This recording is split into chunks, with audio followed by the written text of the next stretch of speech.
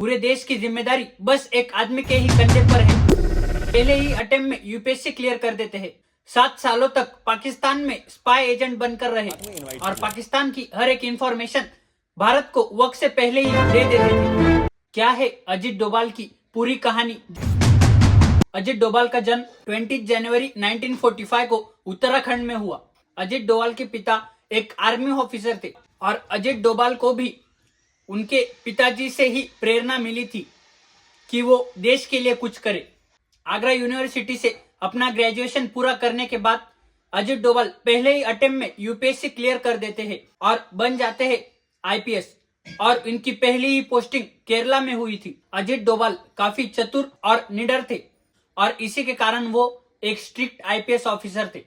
जिस वक्त अजीत डोभाल की पोस्टिंग केरला में थी उसी वक्त वहां के एक हिस्से में दंगे भड़क गए थे और ये दंगे रुकने का नाम नहीं ले रहे थे। इसी के कारण केरला के सीएम वहां की परिस्थितियों को लेकर काफी चिंतित रहते थे। उस वक्त के कई मिनिस्टर्स ने सीएम को ये प्रस्ताव रखा कि वो अजीत डोभाल का ट्रांसफर उस एरिया में कर दे जिससे कि वहां के दंगे कुछ हद तक शांत हो सके। सीएम की अपेक्षा के मुताबिक अजीत डोभाल ने वहां पर बिना कोई वायलेंस करे हुए वहां का झगड़ा शांत कर दिया था। उस एरिया में शांति प्रस्तावित कर दी थी।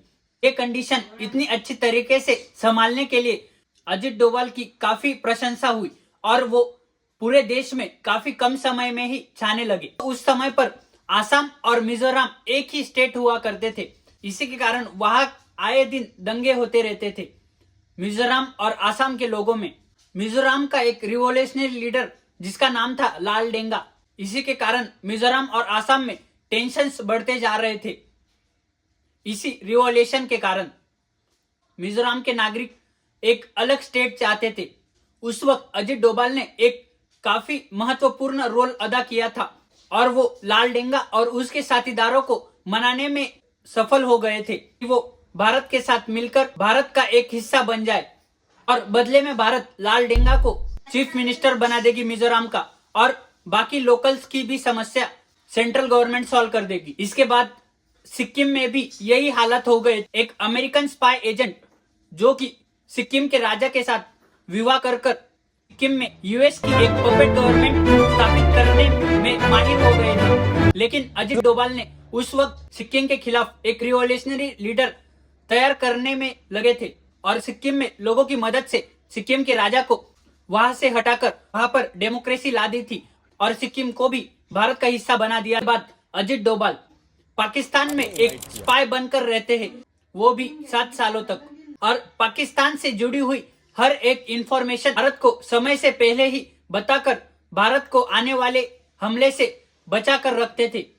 दोस्तों उस समय तक अजीत डोभाल का नाम काफी चर्चा में रहता था कि वो भारत के लिए कुछ भी कर सकते हैं, भारत की सिक्योरिटी के लिए कुछ भी कर सकते हैं। इसी के कारण सेंट्रल गवर्नमेंट का ट्रस्ट अजीत डोभाल ने काफी हद तक जीत लिया था। ईयर 1988 जिस वक्त गोल्डन टेम्पल में काफी खालिस्तानी एक्टिविस्ट घुस गए थे और वहां पर ब्लास्ट करने की धमकियां सरकार को दे रहे थे, उस वक्त सरकार ने अजीत डोभाल पर यह जिम्मेदारी सौंपी कि वो भी कर वहां से टेररिस्ट को बाहर निकाले और गोल्डन टेम्पल और अमृतसर को सेफ रखे। उस वक्त अजीत डोभाल ने अपनी जान की परवाह न करते हुए सीधे ही गोल्डन टेम्पल में घुसकर टेररिस्ट के साथ बातचीत बढ़ाने में लग गए। उस वक्त टेररिस्ट को ये कहा कि वो आईएसआई के एजेंट है और आईएसआई ने उनको उनकी मदद के लिए भेजा है। उसके बाद वो गोल्डन टेम्पल के पूरे परिसर में कहां पर ये टेररिस्ट छुपे हुए हैं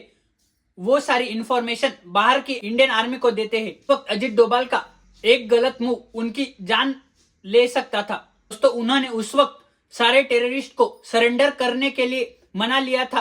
बाद टेररिस्ट ने सरेंडर कर दिया और पूरे देश में अजीत डोभाल के इंटेलिजेंस और समझदारी की तारीफ करी गई। ईयर 1999 जब अटल बिहारी वाजपेयी इंडिया के प्राइम मिनिस्टर बनते हैं और बीजेपी के रूल में आते ही एक ही साल बाद 24 दिसंबर 1999 पाकिस्तानी मिलिटेंट्स हरकत उल मुजाहिदीन के नेपाल से टेक ऑफ होने वाली फ्लाइट IC-814 को हाईजैक कर लेते हैं जो कि काठमांडू से दिल्ली जाने वाली थी। इस फ्लाइट में 179 पैसेंजर्स और 11 क्रू मेंबर्स थे। दोस्तों इस फ्लाइट को दिल्ली पर लैंड होना था लेकिन ये फ्लाइट ये मिलिटेंट्स हाईजैक कर लेते हैं और अमृतसर पर लैंड करा देते हैं।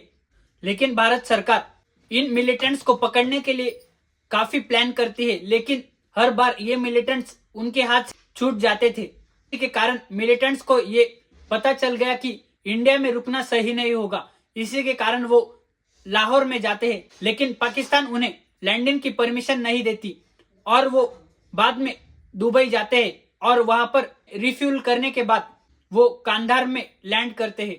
कांधार से ही निगोशिएशन स्टार्ट करते हैं।